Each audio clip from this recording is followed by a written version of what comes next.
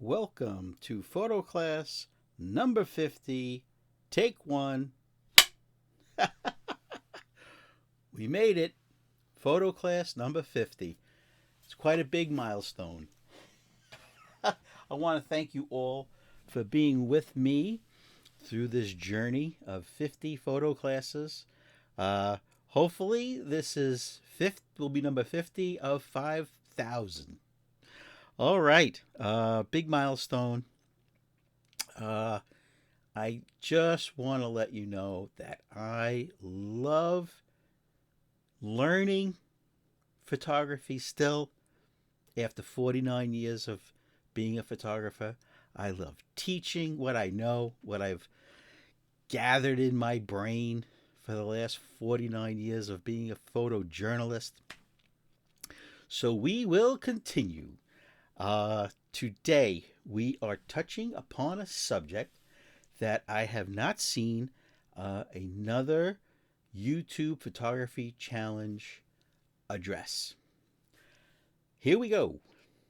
So, you've been a photographer, you go out, you take beautiful photographs of every subject: street photography, landscape photography, macro photography, portrait photography, wedding photography, on and on and on. So now you have gotten to the point where you've gotten very good, and now people are asking you for photographs, or you're getting many, many likes or followers on Instagram. And perhaps you've even started your own website, your own online gallery showing your photographs. Well, that is awesome. And then one day, you are facing the fact, you're looking in the mirror and you're saying, what about the future of my photography legacy? So here's what we're going to talk about. All your work that you've done, the thousands of photographs that you're so proud of, that you've learned how to take a photograph, that is art. To you, it's a beautiful photograph. Whether it's a picture of an icicle, or a family portrait, or a close-up of a flower, or a sunset. These are your photographs that you're proud of and your friends and family admire. If you have been putting them on Instagram, that's great. I do it. But now it's time to talk about your legacy. You know, when you're gone, or when you no longer have the capacity to continue to show your photographs. What happens to all those files? What happens to all those digital files? Do they stay on a flash drive? Do they stay on a hard drive? Well, when you're gone, here's what happens. Your Instagram will probably still be there, but it will be slowly pushed to the back burner because of no activity. Your website will slowly fade away because your domain name hasn't been paid, so you lose your domain name. Your host, the host that manages your website, they haven't been paid, and that fades away. So now, eventually, in your legacy, you have no more online presence. So, we have to talk today seriously about what happens to your art. I want to replace in your head the word photograph with art. That's what we do. Every photograph you take is art. So we have to touch upon printing. A tactile print must be made of your photographs. Let me give you an example. When you hold a photograph,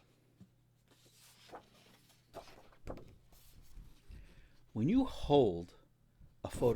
your hand, okay, it's tactile. It sends a message to your brain. You're holding it. You're holding art. When you hold a photograph, okay, when you pass, your legacy, this will always be. For your legacy to continue, your friends, your family will have something to show forever that you were a photographer and you made art. It's like this. Before there was the internet, we only had photographs that you can hold. We only had this. The art of photography was a tactile photograph. And then the internet came along and somehow it stole it away. It just stole the tactile, artistic value of all your work, of all your gear, of all your learning and dedication, and every day going out and trying to be better as a photographer. The internet stole it. And instead of having a photo that you are proud of, what's left? Ones and zeros. That's how computer files are read. Ones and zeros. That's it. So, I just want to give you one more example of why it's important to print your photographs. Think about how the human brain operates and why we have touch. If you go online, go into Google, and you go into image, and you put in the word puppy, you'll see a picture of a puppy. It's great. What if you were to hold a puppy? What if you were to hold a puppy? What do you think is the more enjoyable, serotonin producing thing? Looking at a flat computer screen or on your phone, a picture of a puppy, or holding a puppy. Okay, let's get into it.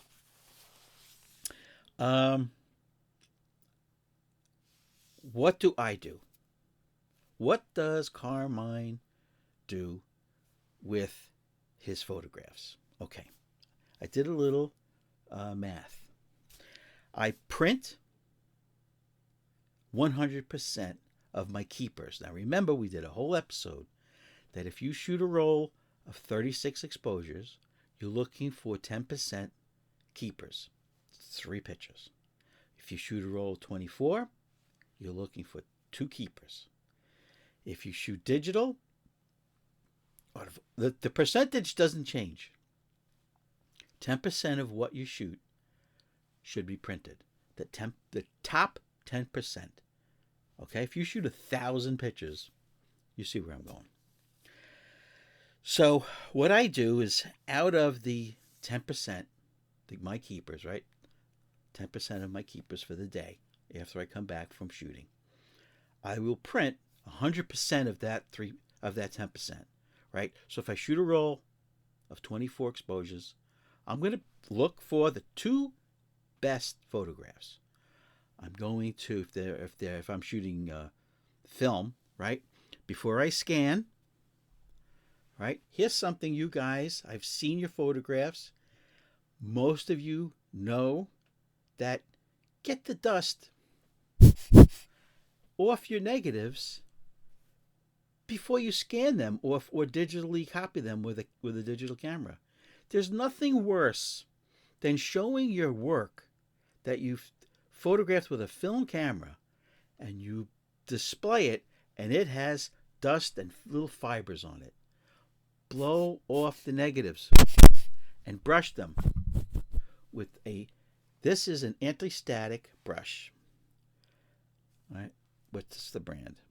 Hold on. I don't know. I can't read it. But anyway, it's an anti-static brush. Okay? It doesn't build up static as you brush off the dust. And then final, blow off the front and back of your negatives. Okay?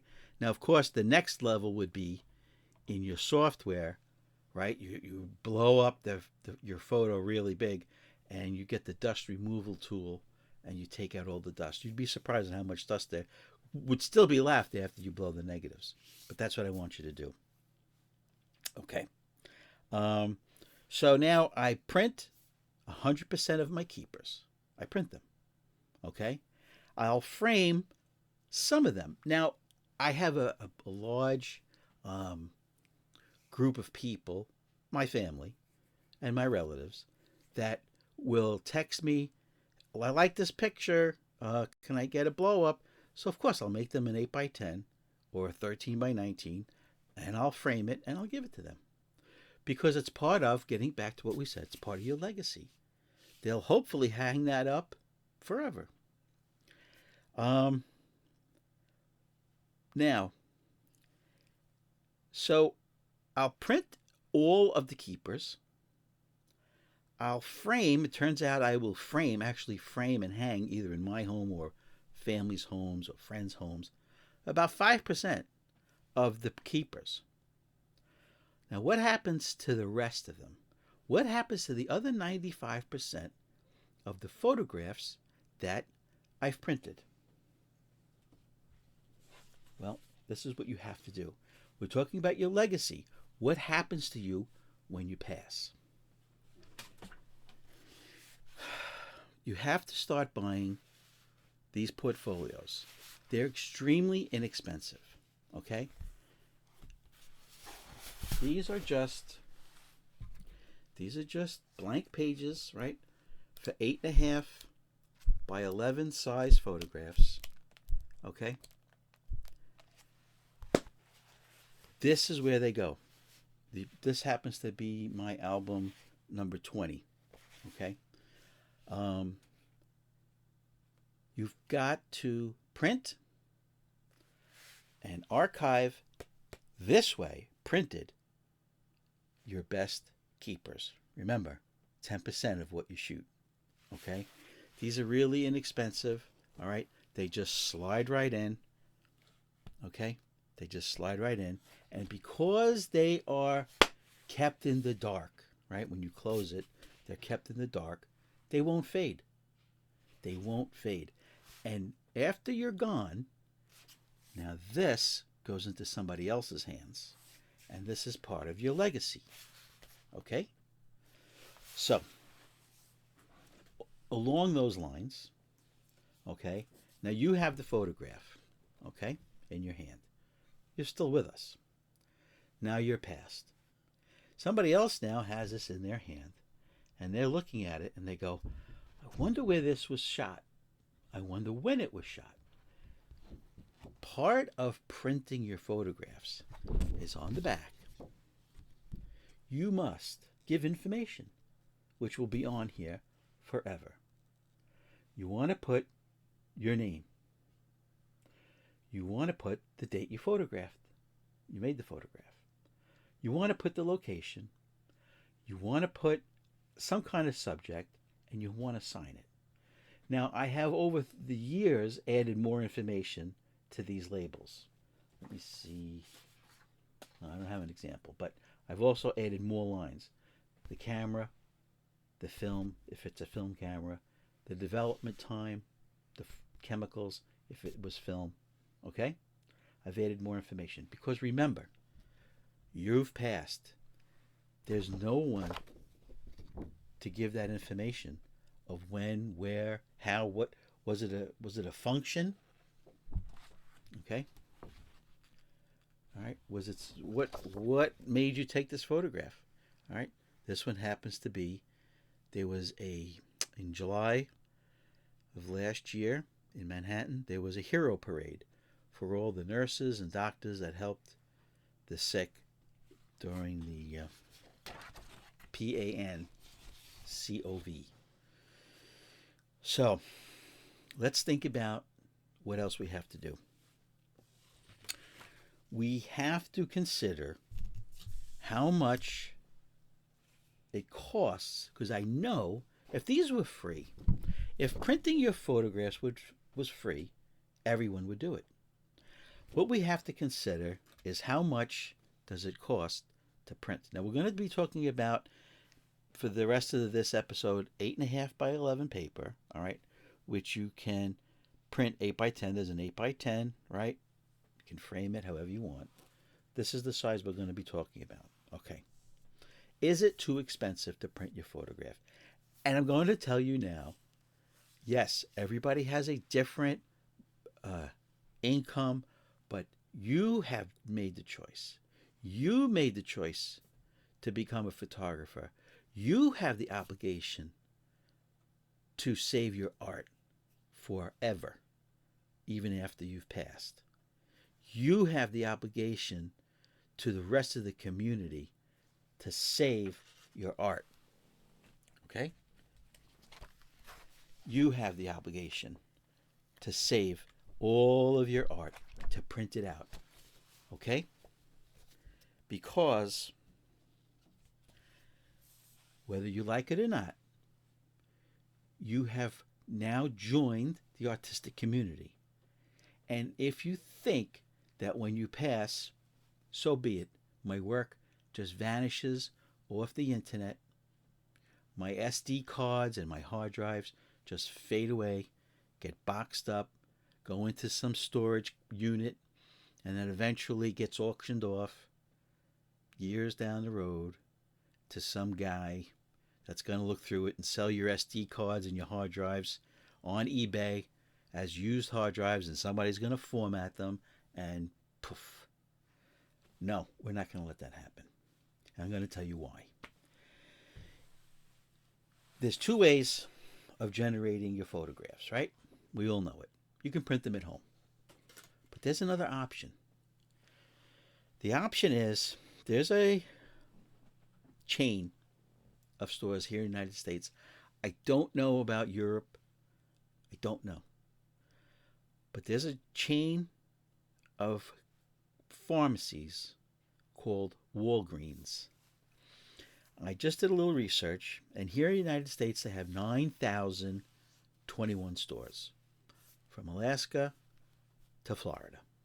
Okay? 9,021 stores. You don't have to live near a Walgreens.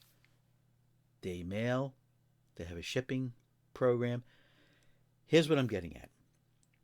Right now, today, February 7, 2022, Walgreens has a photo center in most stores. You have the option of uploading your file right to Walgreens. They will print it for an 8 by 10 today. The price is $3.99 for an 8 by 10, color or black and white. $3.99. If you live near a Walgreens, well, within driving distance, you can go pick it up same day. Same day. $3.99. If you don't live anywhere near, if you're hundreds or thousands of miles away from a Walgreens, they will mail it to you. You got to pay for the shipping, but big deal.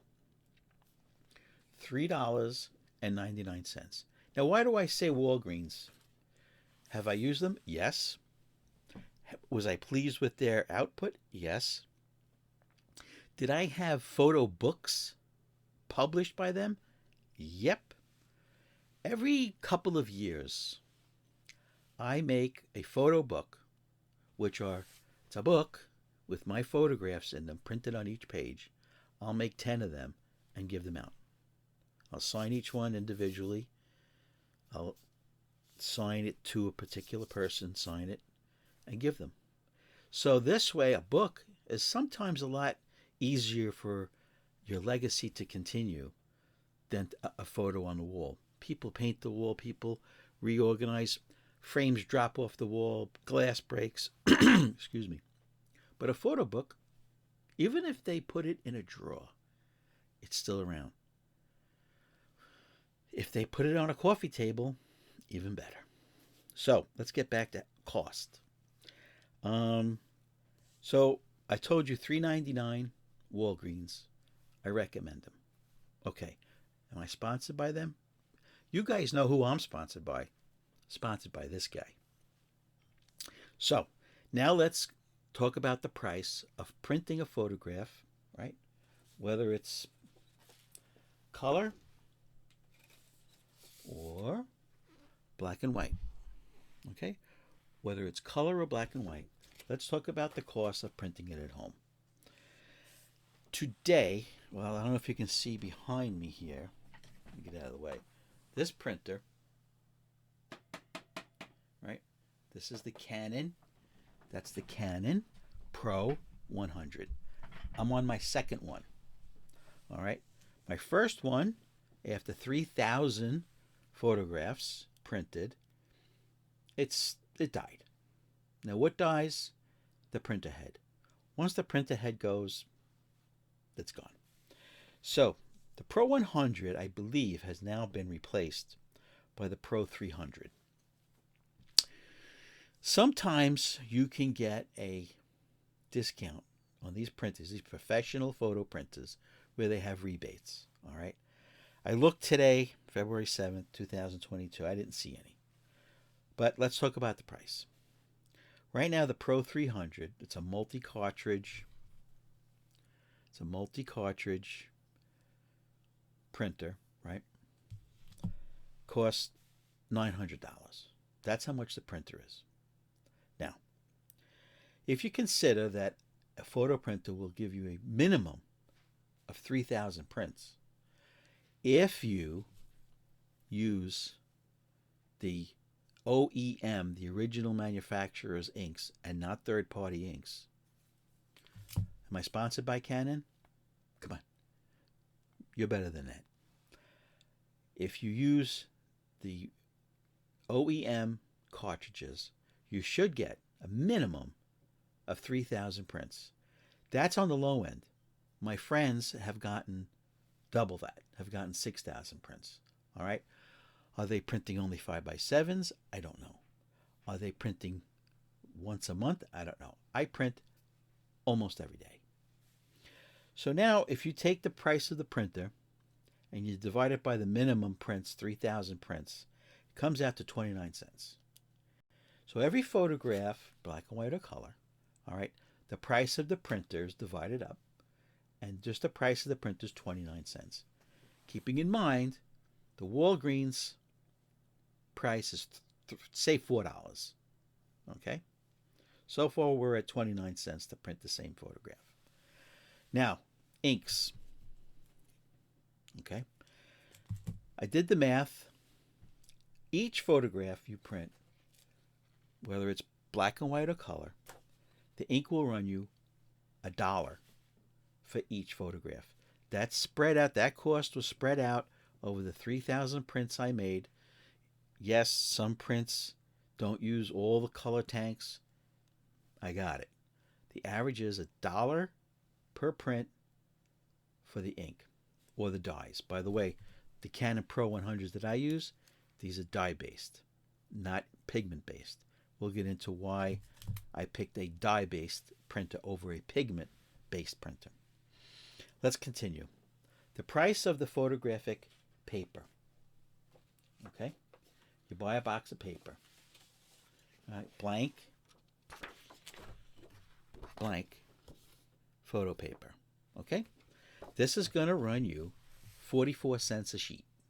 We're talking, remember I said we're talking 8.5 by 11. For a high quality paper. All right? What's a high quality paper? I'm going to show you something that nobody else is going to show you. This first one is a 30-pound, 115 GM2. I'll get into what that means. Lightweight photo paper. This one that I'm going to show you is a 69-pound, 255 GM2, 10 mil paper. Okay. Do you see the difference in the thickness? Okay. Both are glossy papers. Okay. These are budget papers. What do I use this for? If I have to print something that's not photography related, but I want it to look better, if I need to print something, a price list, let's just say, right? These are inexpensive. Okay. See the flop? This is an expensive paper. Okay. Nice and thick. All right. So we're going to talk about now, for this price of how much the paper is, we're going to be talking about the professional paper. Okay.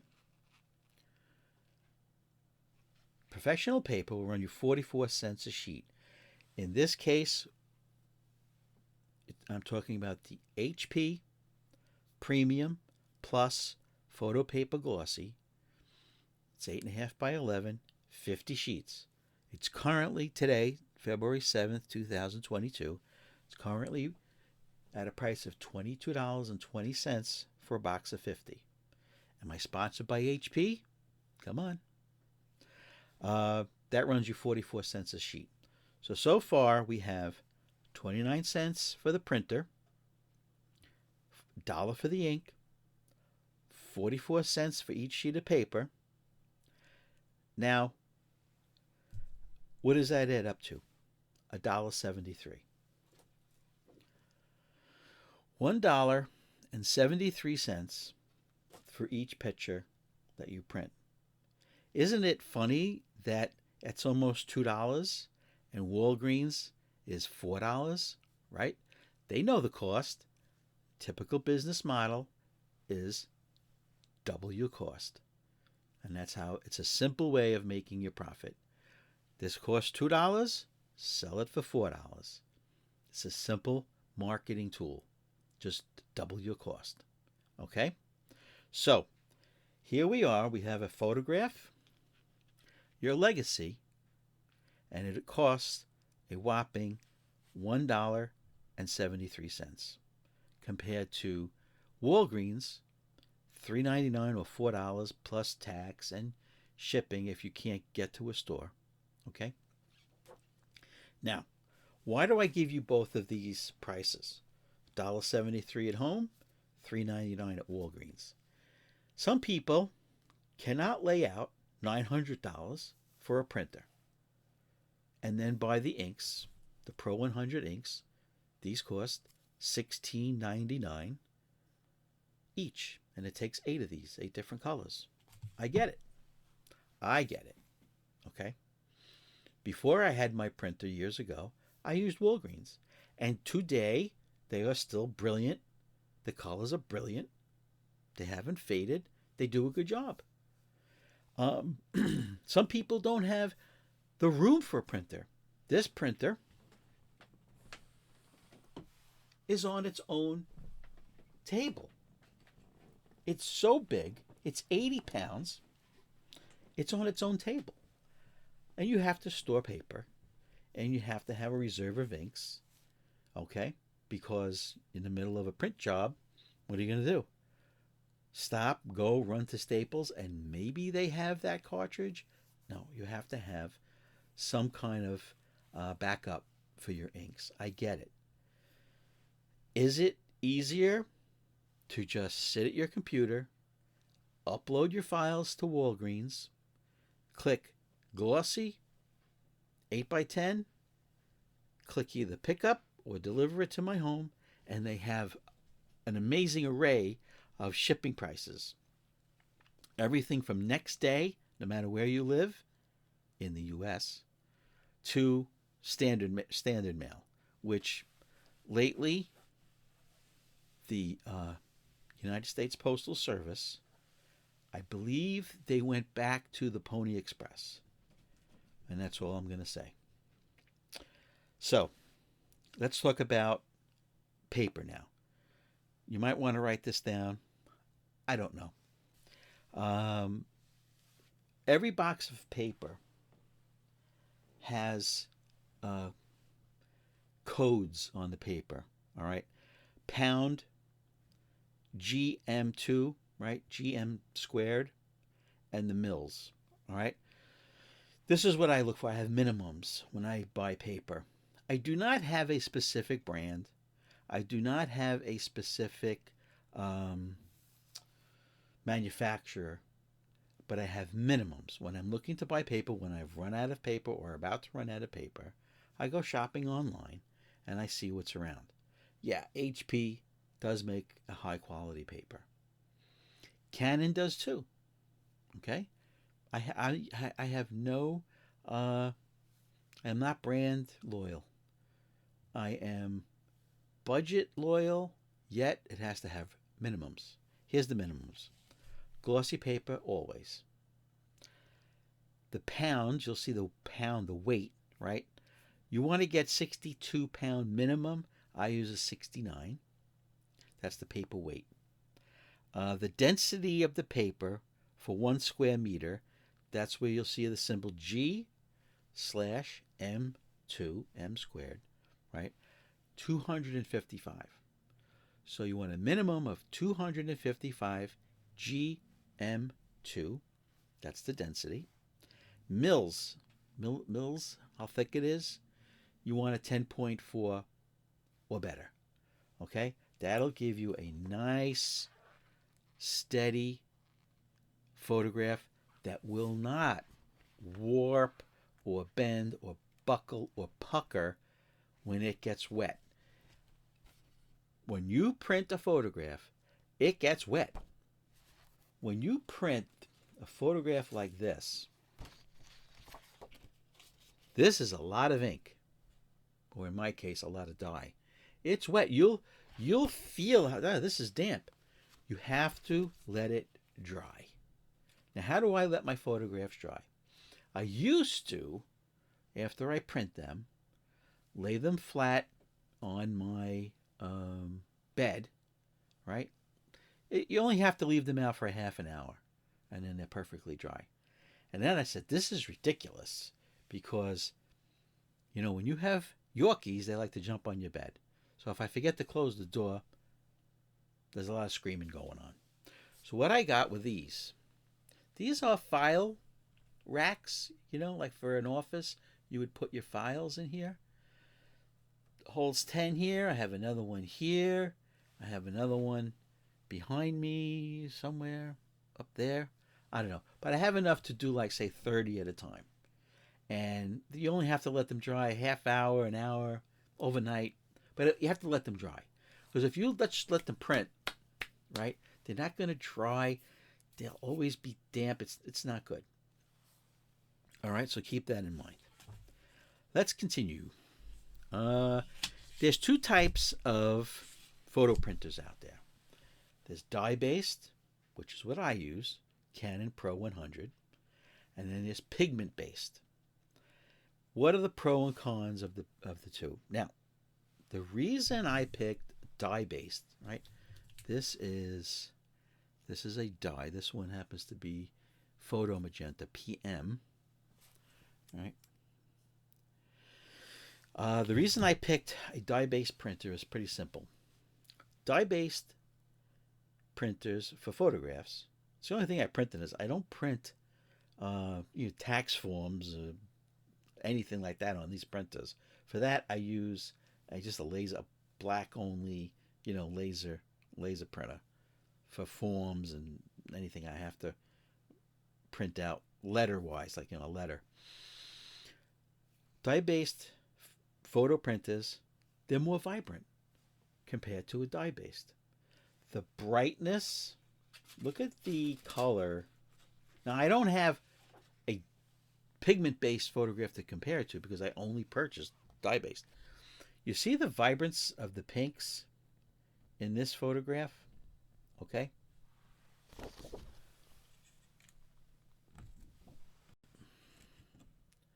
The vibrant colors really can only be achieved by a dye-based printer.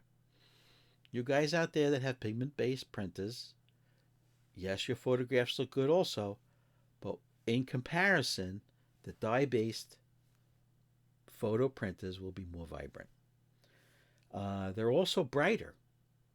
Dye-based printers for photographs, the photos come out brighter. Now, pigment-based printers, they have advantages. Here's the advantage. They will be light fast longer. Now, this is from a website that doesn't sell anything. They only do comparisons. They took a dye-based photo and printed it in pigment-based also. And they shined a giant spotlight on it, high intensity, and then they compared it after 100 hours and 1,000 hours, and lo and behold, the dye-based photograph faded more than the pigment-based.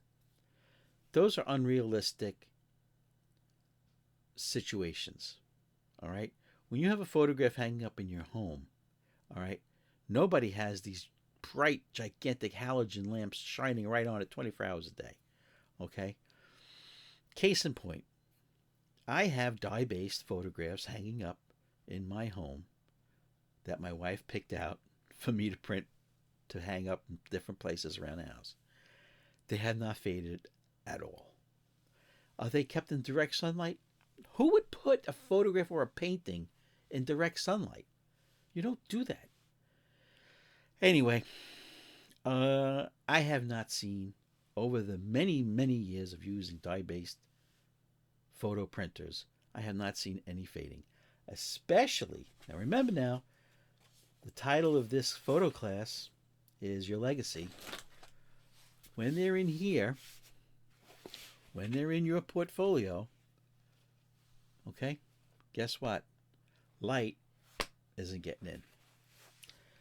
So, what else do I want to talk about? Yes, I want to talk about, I've gotten 2 emails just this week after I did the class on street photography. People are very interested in the labels on the back. Very simple. Purchase a USB printer for labels. This is what I have. I have the Dymo, D-Y-M-O, label writer number 450. Currently, they're $70 in Walmart.com. They print labels like this, right? That's the back, right? They're on a long roll. When you go to buy the label writer, next to it will be the rolls of tape, the rolls of blank labels, and it prints it out. It's smudge free. You sign your name. I peel it off, and I stick it on the back of the photograph. Now, is there any bleed through? No. I tested it before I started to use it. There's no bleed through of the glue changing the color of the photograph from the front. Part of that goes back to the 10 mil thickness of the paper I want you to buy. Okay? So, I think we hit everything. Guys, we went 39 minutes on this episode, number 50. It's been my pleasure to be your instructor, and it has been my pleasure to be your student on the many different online YouTube photography channels that I learned from. It's been my pleasure. We've only just begun. This is number 50. I am so happy. I'm not getting emotional. I'm just getting dry. I'm so happy to have started this channel for you guys and for myself. I have gotten to make some great friendships from the UK to California and back. Um, but this class is a very serious topic. Your legacy, the legacy of your work, all of your artistic photographs. If you're only online, your website, it'll be gone because the host has to get paid and your domain name has to get paid every year. Instagram, it'll just get pushed back and back. If you are not around to keep uploading photographs to Instagram, it gets pushed back. There's an algorithm. It gets pushed back and eventually to the bottom of the barrel. So you have to print. You have to print because you and I know that a photograph, it's an emotional thing, right? When we were smaller, if you guys are old enough, and if you were like me and my family, we had a big cardboard box. We had so many, we didn't use a shoebox anymore. We used like a gift box, like a gift box you would get a shirt in, right? And it was full of loose little 4x5, 3x5 black and white photographs of the family, vacations. And some of them were so old, the sides here, they weren't straight. They were scalloped. Maybe some of you remember that. And hopefully on the back there was a little bit of information, like what was the year, who's in this picture, because as generations come, they don't know what their great grandparents look like. Some people don't even know what their grandparents look like, etc. So it's important to print your photographs, even if it's just family photographs. Yeah, you've shared them on Instagram, but you have to print them. All right? And just one last thing. Walgreens, I'm not sponsored by them at all. $3.99, right, is the price of their 8x10. I should have mentioned this. If you want to go 5x7, it's even less money. So, yeah, I understand you can't afford a printer right now, or you don't have the room for it, right? Just get them printed online. Walgreens.com. Okay? It's been a pleasure. Please subscribe. Please. Just go over here. Hit this red box right over here. It's right. I can see it. It's right. It's right here. Just hit the subscribe button, please. Thumbs up. Everybody loves a thumbs up. Things are looking up. Comment below. I answer all the comments if it needs a comment. If it needs an answer, sorry. Email me. blackandwhitephoto@aol.com. I get many emails a day. Just yesterday, I got an email. This person was out shopping for a Bronica, and we worked through it, different models, what to look for, right? I love it. I love it. What else? Visit my online gallery, CarmineTaverna.com. It has thousands of my photographs, along with the gear I used, the dates, etc. CarmineTaverna.com. All right, we've gone 43 minutes on one take, as some of my viewers say. So that's it. I want you guys to have a great day. It's a nice Monday here in New York City. It's, what's the temperature? Oh, it's 30 degrees. Have a great day, guys, and I'll see you on Photo Class 51.